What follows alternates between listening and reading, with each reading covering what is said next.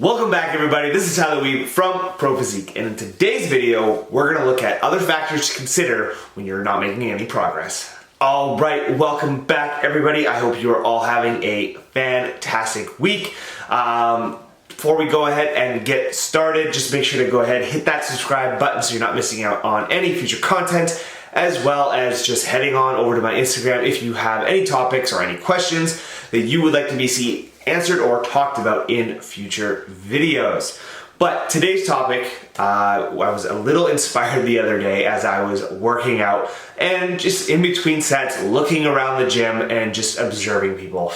I know we probably all do it, no judging, anything like that, but just kind of observing people and what they do and how they train. I mean, you spend 1 hour to 2 hours every single day with these people. You hardly ever really get to know them. And that's about it, right? Like, you show up for your 2 hours, you see these people, you might say hi to a couple of them, but they're, for the most part, the same people every single day. And so we do tend to see, any big changes over time with these people or the lack of changes. And that was something that I really wanted to touch on and talk about because I've been in gyms since grade 9.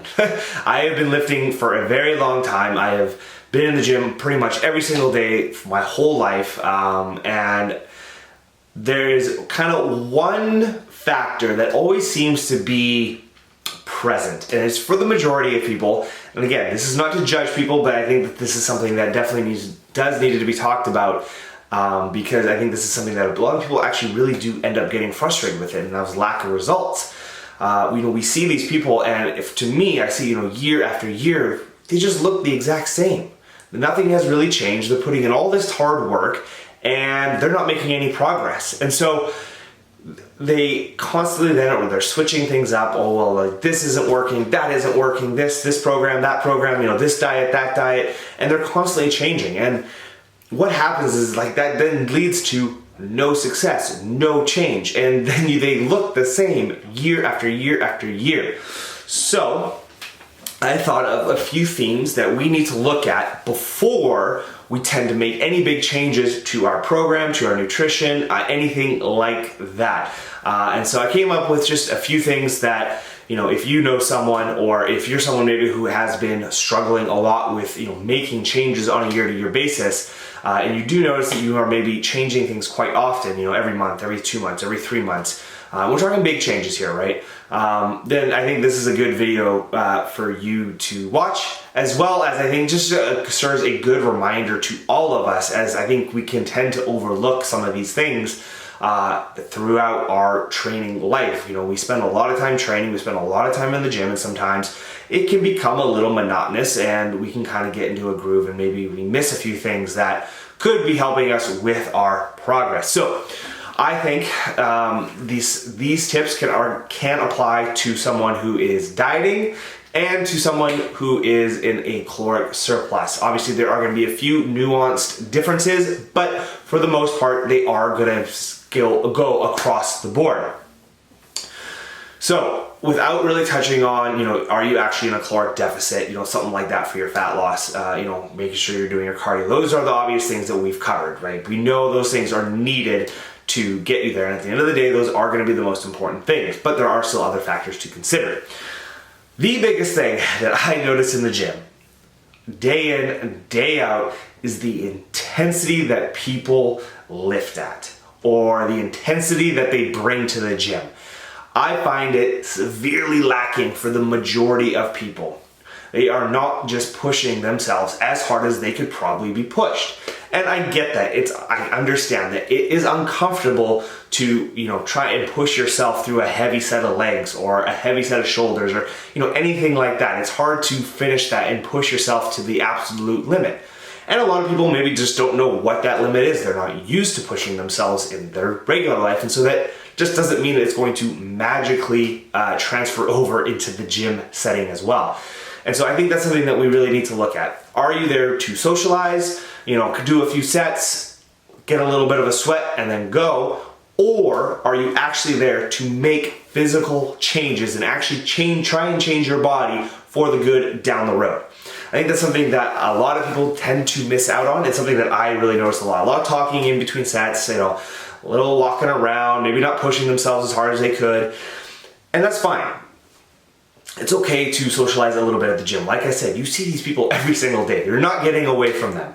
So some socializing is okay. But if you're having to spend, 5 minutes in between a set having a conversation with someone, that's probably something that you do want to change, because your training intensity can really affect the output of, how much energy you're outputting for a fat loss phase, right? Or two, for how much muscle you're gonna build in a building phase. Like, we need intensity in both to create changes in both. So really just look at the intensity of your training. Are you actually pushing yourself within that 1 to 3 reps shy of failure each and every set to induce that hypertrophy, to push yourself to the limit? Or, are you doing your sets, your drop sets to true failure? Things like that. Are you really training legs hard? Are you really pushing them? Are you really taxing them?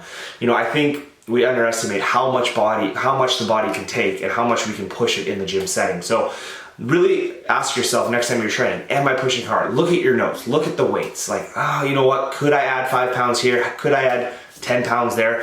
And I think you'd be very surprised on what you could do. Like, for example, I trained back today, and I trained back yesterday. It was a mistake of mine. I messed up a training schedule, but I did it. And you know what? I set a PR on my pendulum rows despite doing a ton of back work the next day. So it just goes to show you that you can push yourself further and harder than you actually think. So I would say that is number one. Really pay attention to the intensity of your training if you are just not seeing things move in the direction that you are wanting to go in. And I would say that's especially for muscle building.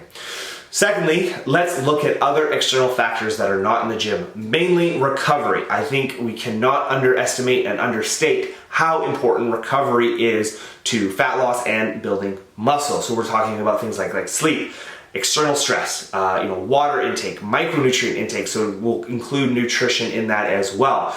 Are you getting enough of everything? Not stress. We don't want too much stress. Some stress is okay, external stress, but if you are going through a very crazy time in your life and your external stress is very high, it's gonna be harder to make progress in the gym because your body is too busy fighting off all of that. So external stress can play a huge role in your progress, right? If we have very high cortisol levels, it's just gonna cause a little bit more issues within the body. Sleep is very, very important to the process of recovery. I mean, that is essentially where the body repairs itself. So if you are getting less than 6 hours of sleep a night, chances are you are not going to be able to make very good progress, or as much progress as you could if you were spending 6, 7, 8, 9 hours of sleep a night. So take a look at your sleep. What does your sleep look like? What does the quality of your sleep look like? Try turning off, screen time towards the end of bed, really try and relax. Get into a dark room. A cooler room can help as well, right? You don't want to be uncomfortably hot. So all of those things can help with a good night of sleep. So take a look at that. If you need help getting to sleep, things like melatonin can be very helpful in helping you get into that deep slumber. So those are two very important things. Water intake obviously is going to be very important. So let's make sure that we are getting enough water in. It's probably not going to, it's going to be pretty hard to be that dehydrated and feel good in the gym. So that's going to be a pretty obvious one if you're not getting enough water. And then of course, nutrition.